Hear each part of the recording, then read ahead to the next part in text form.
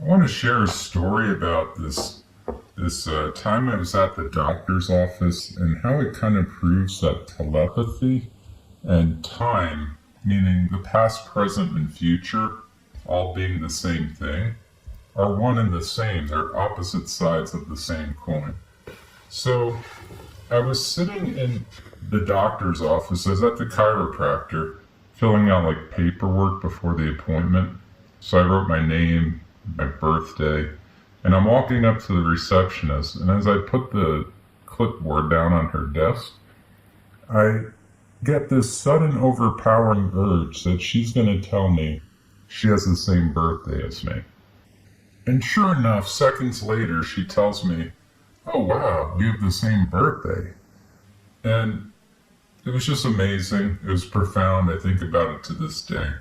So, how does this relate to telepathy? Well, she could have sent me, she could have seen that birthday and somehow sent me the thought, like Bluetooth through the air. Somehow, she could have sent me the thought telepathically. That's one explanation. But the other explanation is that time, the past, present, and future, are all really the same thing.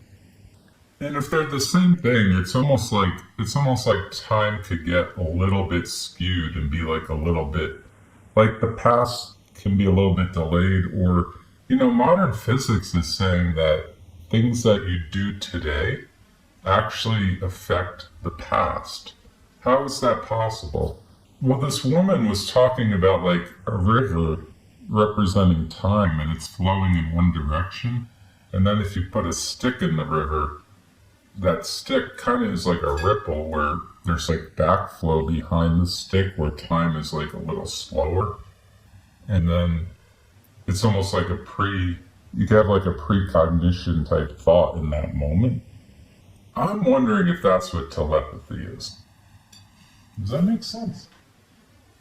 Kind of, but I think you need to listen to her again with the river analogy and see if that's right. Conscious so thinking, right? It's more like a predictive physiological activity. This is the woman I'm right? talking about. The picture is this. Imagine water flowing down a river, right?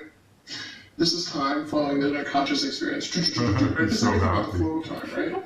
And in the river you've got a stick. Or even a faucet, you have the water flowing over your finger. Right? There's two effects of having an object in the way of the water, of the flow of experience. One effect is that you've got a wake downstream that's produced by the object. The other effect is that there's a little back pressure here that's built up by the water pushing against the object, right? And trying to move around the object, right? So I think of this object as like an emotional event. And it produces this conscious experience, this arousal experience, but it also produces a little bit of back pressure here in the water. It's like a ripple in So you time. actually have like a physiological tell of something to come before you get there. And so to me, this is a system. Without the stick, you don't have the conscious wake, you don't have the back pressure. With the stick, you have both. They can't be separated. Right? They're two different aspects of the same reality. One is flowing in a different direction. The back direction, the back pressure is flowing that way. It's backwards. What I actually think is going on, and this is just intuition, this is not based from that experiment. I think the unconscious mind is actually going both, at least symmetrically, in time. I think it's more like the physical quantities that we know are time symmetric. And I think the conscious mind is the only thing that gives us the arrow of time.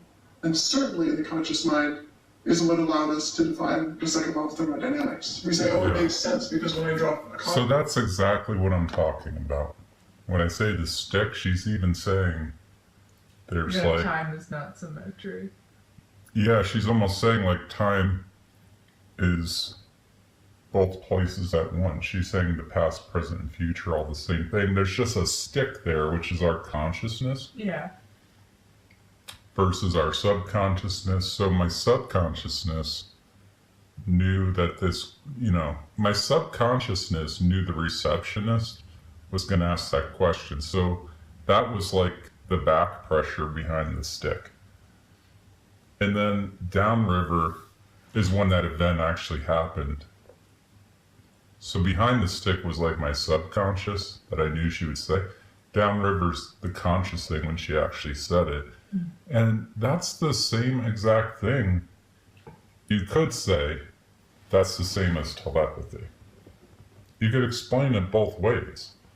You know, if someone sent that message telepathically, it would actually look like that on a graph where there's like a point and it takes time for them to send it and then time for you to receive it. So there's like that back pressure and then that downriver would look the same. So I think telepathy could be either viewed as a skewing of time. It could be, you know, you slightly somehow went in the past. That's one way to look at it. It could be that the past, present, and future are all the same thing, and your consciousness was able to receive this, you know, subconscious message. So I don't know, but it seems like they're somehow linked.